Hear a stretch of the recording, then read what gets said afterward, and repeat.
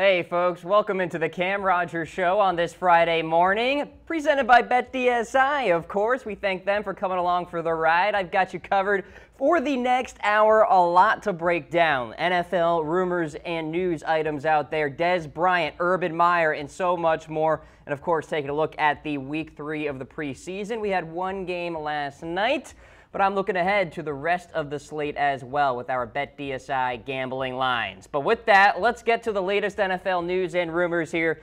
We'll start things off with Khalil Mack. Is a trade going to happen? Well, according to the New York Daily News, the New York Jets inquired about the availability of Khalil Mack. Now, Mack is entering the 29th day of his holdout as he seeks a new deal with the Oakland Raiders. He's, quote, disgruntled, according to reports out there. And really, the first obstacle in all of this is the fact that Oakland has no interest as we stand in trading Khalil Mack. So obviously, if Oakland is, quote, listening to offers but mostly rejecting them, there really isn't much traction here for a Khalil Mack trade. But what do I always say on this program, folks? Everybody has a price, and Mack is set to make $13.8 million on this fifth-year option. He's looking to become the first non-quarterback to make $20 million per season, a team that could actually make that happen. The New York Jets, they're in a pretty good salary cap situation right now. Perhaps they have the draft capital as well that will entice the Oakland Raiders, so I'm thinking the Jets could make this trade happen. Now, Mack, of course, his resume speaks for himself here. Two-time first-team All-Pro, 2016 Defensive Player of the Year, just 27, not even in his prime yet, ladies and gentlemen. So he's a franchise cornerstone player. And let me say this, much like the Steelers botching the whole Le'Veon Bell situation, the Raiders are botching the Khalil Mack situation. Because like I said, if you're a franchise player and in the 2018 version of the NFL, when pass rushing is ultra important, you have to get these contracts done. I'm also looking at the Los Angeles Rams, although they seem to be closer with Aaron Donald than the Oakland Raiders are with Khalil Mack. So for the Jets, there's good reason why they're actually reaching out to the Oakland Raiders. They also reportedly reached out to the Jacksonville Jaguars in hopes of acquiring Dante Fowler. Fowler is a pass rushing specialist, has 12 sacks the last couple of years combined. So the Jets don't necessarily have the perfect draft capital package, if you will, for the Oakland Raiders. I think the Packers are actually in a better position. They have 2 first-round picks in 2009. Or 2019, I should say. Let's take a look at this trade details package that I have involving the Jets and the Raiders. So the Jets, of course, get Khalil Mack. The Raiders get Jordan Jenkins, who's not really all that great, but here's the important part. The Raiders get 2 first-round picks, 1 for 2019, 1 for 2020. Also got the endorsement of Tom Downey with this trade package here as well. So who says no? I think it's the Raiders. Type away. Type 1 for the Jets, 2 for the Raiders. Like I mentioned, the Jets have struggled mightily in the sack department the last couple of years. 28th last year in sacks, 29th in 2016. Simply stuck in neutral as we stand right now for the New York Jets as they try to find some semblance of an edge rusher here in 2018. Could it be Khalil Mack? As we stand, no. But the New York Daily News is reporting that the Jets actually reached out to the Oakland Raiders in hopes of acquiring Khalil Mack here. And will Mack be playing in Week 1? Type away. 1 for yes, 2 for no. It seems like we're trending towards Khalil not playing in Week 1. And as he continues to hold out, he's going to lose more and more money. So we'll see what happens there. Hey, by the way, trade alert yesterday involving the 49ers and Detroit Lions. So the San Francisco 49ers have traded away Eli Harold, who was set to be their starting strong side linebacker, to the Detroit Lions in exchange for a 2020 7th round conditional pick. Now, the motivation for the 49ers to do this is a little beyond my understanding, to be honest with you. Like I said, Harold was slated to be a starter in the linebacking core for San Francisco. The motivation for Detroit to make this deal is, of course, they're trying to help their pass rush, but so are the 49ers. So wouldn't you want Eli Harold on your team to help in that department? He's not the greatest pass rusher in the world. So both these teams are struggling right now in terms of finding some ability in getting after the quarterback. Last year, the Detroit Lions had Ziggy Ansah, and that was really it. Now, Ansah got the franchise tag, and he's almost always hurt, too, so you can't always rely on him. Anthony Zettel was 6.5 sacks last year. Akeem Spence is now with the Dolphins. Cornelius Washington's a free agent, and Tavon Wilson is a defensive back. That's not good when he's right there on the board there in terms of sack leaders among the Detroit Lions in 2017. So, little trade alert there yesterday of the 49ers moving on from Eli Harold, which probably means Dakota Watson, by the way, will be the Sam linebacker for the 49ers. We'll see if that changes, though. Hey, speaking of San Francisco, Richard Sherman is set to make his return to football. This is fantastic news. He will be on the football field in game action for the first time since his November Achilles rupture. Obviously, great news for a San Francisco 49ers team hoping to improve upon its defensive backfield this season. Was not very good against the pass last year. Now, Sherman said he was healthy enough to play in Week 2 against the Houston Texans, but the 49ers wanted to play it safe. And I understand that. He's an all-pro, a premier cornerback in this league.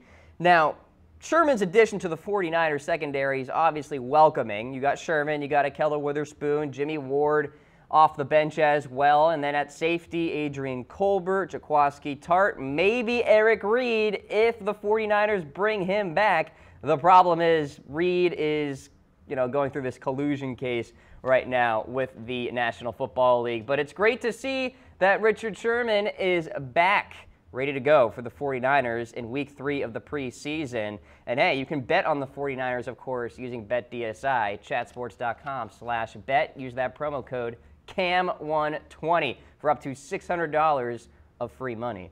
All right, I saw my guy Jay in the comments section. TGIF, my man, big Cowboys fan as well. Let's talk Travis Frederick here.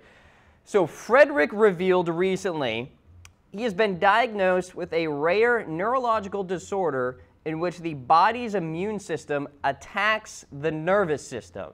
So he said he isn't sure when he will return to the lineup for Dallas, and the Cowboys obviously need this guy at center. He is one of the premier players on the interior of an offensive line, and for Dallas, a team that probably will not be airing it out a million times a game, if you will, like 45, 50, 55 times. They need Travis Frederick in the run game. And then you juxtapose that and, latch on to that with the fact that Zach Martin has been dealing with injuries as well. And centers usually go very underrated. So I made a little list of you guys to kind of look at here just to show you how good of a player Travis Frederick is. Pro Football Focus had the rankings among centers back in 2017. Jason Kelsey, really good. Alex Mack as well. Travis Frederick ranked as the third best center, according to Pro Football Focus a year ago. David Andrews with New England and Brandon Linder there with the Jacksonville Jaguars as well. So no timetable right now with Travis Frederick. Of course, I will track it all for you guys as we go throughout the coming weeks, but it could be Joe Looney there at center for the Dallas Cowboys, which is not the best thing in the world. I see the comments on Facebook Live from Eric and Jay. We're in trouble. Yeah, they're going to have to figure something out there on that offensive line, I will say that. All right, how about this? Will Tom Brady repeat as MVP? So Brady enters the 2018 season on the heels of yet another MVP award, and our friends at BetDSI seem to think he has the best chance to win the 2018 MVP award. Now, Brady has been deflecting Father Time for the last couple of years, but you have to wonder if at some point his play will drop off. I don't foresee some sort of Peyton Manning-esque collapse here, but Father Time is undefeated, as they say, and I think at some point Tom Brady is going to see a deterioration in his play on the football field, and perhaps this is the year. Not saying it will be, but it could be, considering the turnover at wide receiver. No Kenny Britt, no Malcolm Mitchell, no Jordan Matthews. All those guys got cut. They bring in Eric Decker, who is reportedly struggling right now with drops. Julian Edelman gets hit with that 4-game suspension.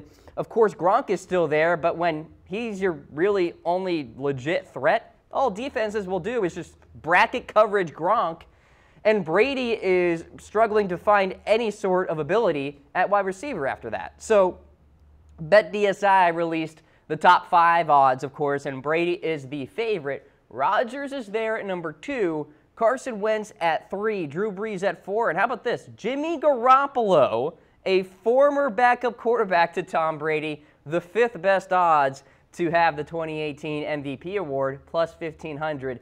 If I had to lay down my prediction now, I am leaning towards Aaron Rodgers. I think he is in the best position to have an MVP type of campaign. Now, it's really hard to repeat as MVP. That's why I'm kind of leaning away from Tom Brady, also coupling that with the wide receiver depth chart that the Patriots currently have. Breeze, I'm not about that. Probably not going to throw money down there. Garoppolo could be some good value at plus 1,500. Why not throw $100 down, see what happens on chatsports.com/bet. I'll ask you guys, who will win the MVP this year? Could it be a running back? Could it be Zeke, Todd Gurley, Le'Veon Bell if he shows up? Or is it Tom Brady yet again? Be sure to let me know in comments. I'm on Facebook Live as well as YouTube Live. I'm seeing DeMarc's here saying A-Rod, a god on the field. He is certainly a talented quarterback, no doubt about that.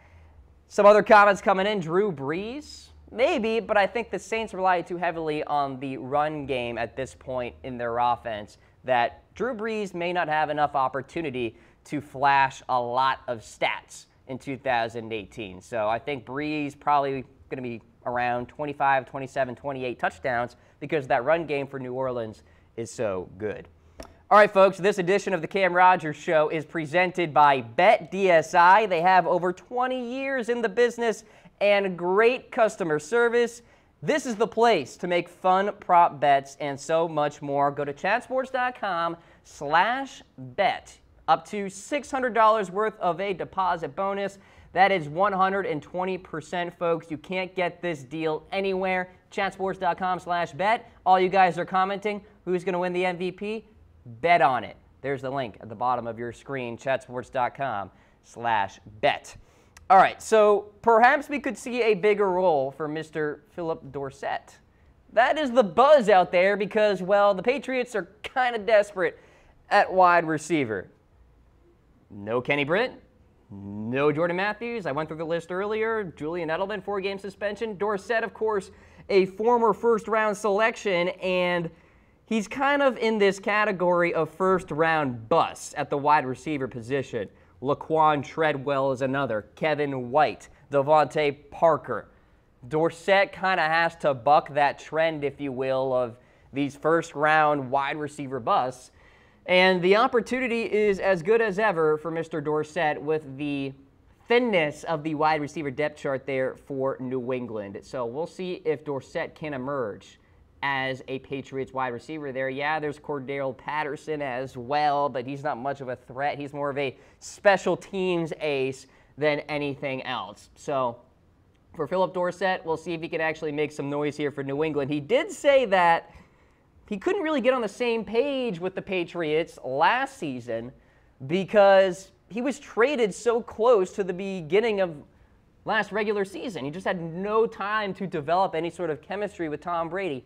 Now Dorsett has a full-on offseason under his belt, if you will, that maybe he can emerge. As you take a look at this Patriots depth chart, there's Hogan, there's Patterson, there's Edelman, but he's going to miss the first 4 games, so it's like really thin. Matt Slater is on that list, but he's a special teams guy for crying out loud.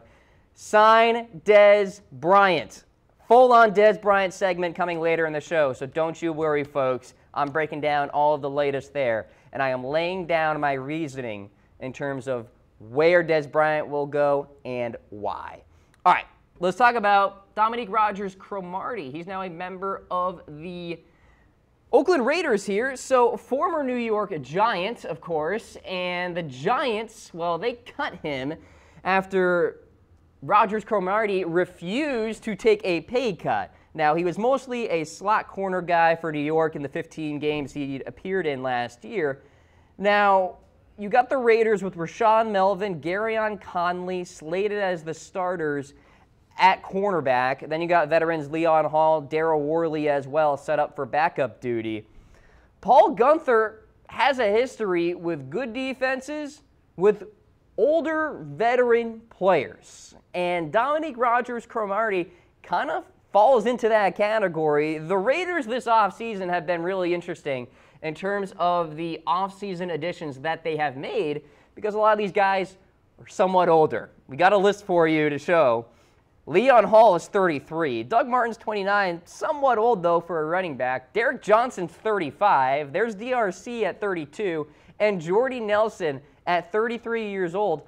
All of these guys, new members of the Oakland Raiders here. So, Madden 2005 team right now for John Gruden out there in Oakland. But I will say, I am a big Oakland Raiders fan this year in terms of what they can do in 2018. I think they are set up for a Super Bowl push.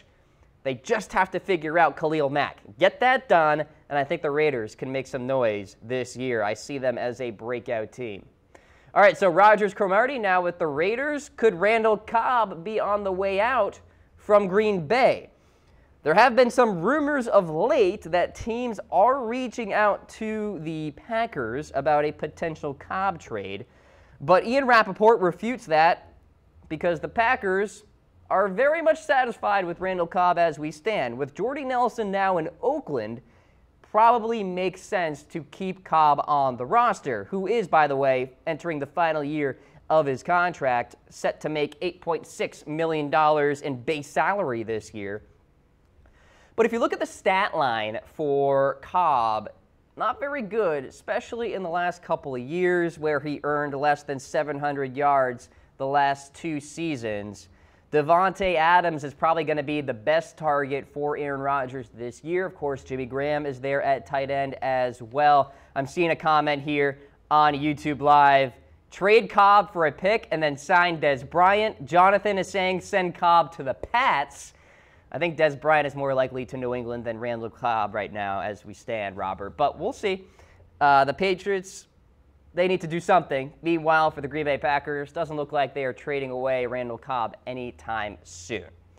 All right, how about this? Could Ezekiel Elliott lead the NFL in rushing this season? BetDSI has the latest odds, of course, and Zeke is the favorite at plus 250. And it makes sense. Zeke is going to get a ton of volume this year for the Dallas Cowboys. That's point one. Point two, the Dallas Cowboys have one of the premier offensive lines in the NFL when healthy.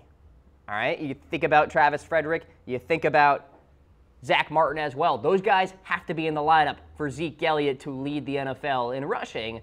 And BetDSI has a lot of faith in Zeke to get it done this year, but they're also considering Le'Veon Bell. He's at number 2, of course.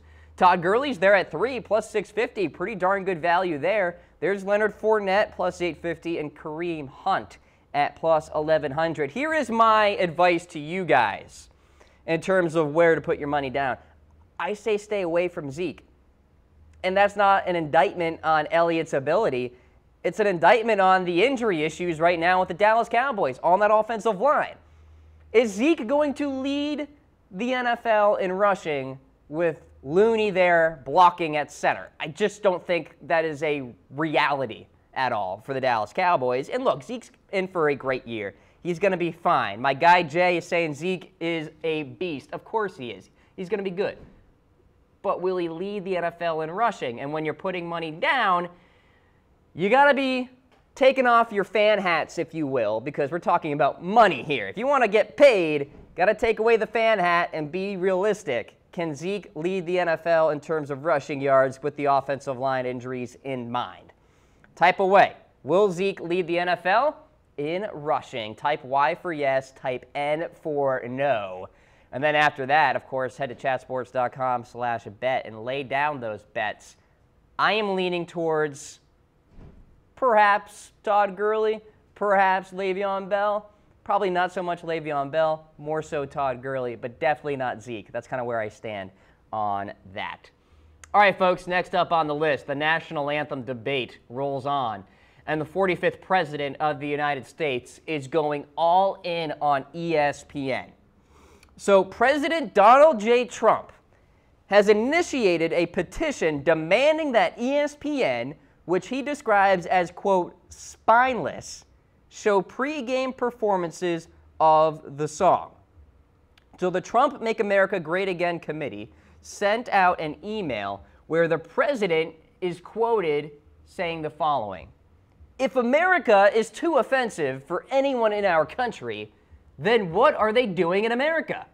I'm calling on you to join me in denouncing this spineless surrender to the politically correct liberal mob." Now, ESPN did not have any comment on the commander-in-chief's movement here. Now, ESPN actually isn't the only network planning to not televise the national anthem, according to USA Today. CBS is not going to show the national anthem. NBC has not decided yet. And Fox Sports will only show it on special occasions, i.e. Veterans Day. Now, of course, Trump is no stranger to the national anthem debate, and there's really no solution in sight here from the NFL. Of course, the NFLPA and the NFL are negotiating a revamp of the policy back in May. And it's safe to say this anthem issue has been a thorn in the side of the National Football League, especially considering the 45th president of the United States is chiming in on this. It seems like every rally he goes to, he finds a way to kind of tie in the national anthem debate. President Trump is firmly in the camp that players should stand for the national anthem, and then if they don't, they should be suspended on first infraction for at least a couple games, and then on the second infraction, suspended for the entire season without pay. Folks, the more that President Trump dives into this issue, the more the NFL gets uneasy, because we know that NFL owners want money in their pocketbooks.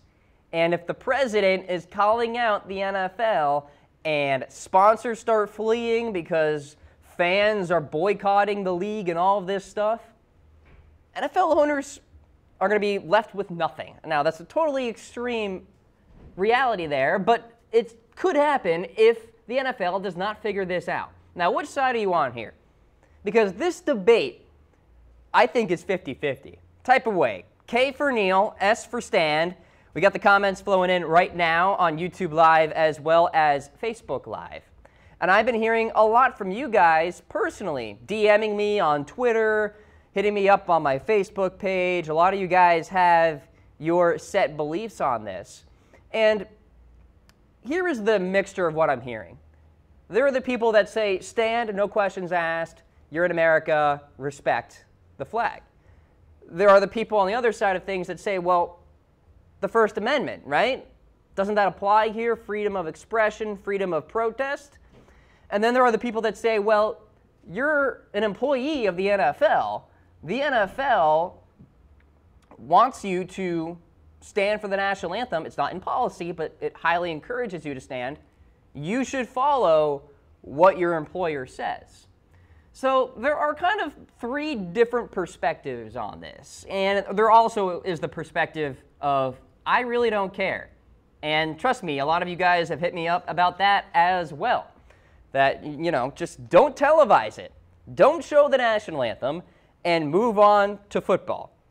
So with that, what's the best solution to this national anthem debate? Let me know in the comments section. I want to hear what you guys have to say about this, and of course, I'll go back and respond to all of you guys. Appreciate everybody weighing in here. Roland, my guy, Bernice, Harold, Nick, Julian, all of you guys on Facebook Live as well as YouTube Live. Means a lot when you guys weigh in.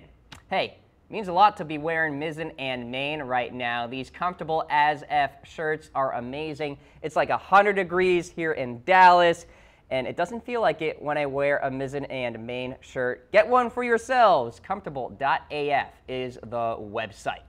Couple of contract updates now. Aaron Donald. So what's the latest with him? Well, Sean McVay recently said that he and Aaron Donald haven't spoken in a while, which actually may not be a bad thing. Some reports suggest that there's great progress right now between the Rams and Donald's camp for a long-term deal. Now, of course, McVay has been kind of busy coaching a football team in the Los Angeles Rams, so considering there's progress, McVay probably wouldn't be needed in the negotiation process, right? If you're the Rams leadership, you let Sean do his coaching, and you handle the progress that is the Aaron Donald contract situation. So the Rams and Donald apparently have a stern deadline to get a deal done, probably before week 1 of the regular season. And, you know, it's interesting. You compare this to the Khalil Mack situation. There is literally no dialogue right now between the Raiders and Mack. At least between the Rams and Donald, there is some progress going on there. So that's good news for Rams fans and good news for general football fans, because Donald, probably the best player in the league, positional value aside. And how about Odell Beckham Jr.? Looks like he's set for a big-time contract, guys. He's moving along towards a record-breaking deal, according to ESPN, expected to be done before the season opener. And the extension is expected to pay more than $17 million per year, which is the number for Antonio Brown on a yearly salary basis, and more guaranteed money than $55 million total, which is the number for Mike Evans when he signed his deal with the Tampa Bay Buccaneers. So let's just say this. Odell Beckham Jr. from the start wanted to be the highest paid player in the NFL, regardless of position. That's not happening because a guy named Matt Ryan signed a 5-year, $150 million deal with like $94.5 million guaranteed. Odell ain't getting that. But he's probably going to be the highest paid wide receiver in the NFL. And I want you guys to remember this. When Odell signs his contract, wait up until 2019 and then see what Le'Veon Bell actually gets for a long-term deal, because it'll be interesting to kind of compare how much Odell gets and how much Bell gets in terms of monetary amounts here, because both players want to be valued as elite guys regardless of positional value. So kind of a fun comparison to make down the line there. So we'll see what happens. But by the way, one final note here on Odell. See, he did it the right way. He didn't hold out of minicamp, of training camp, and all of that. He showed up. That's how you get paid. Khalil Mack.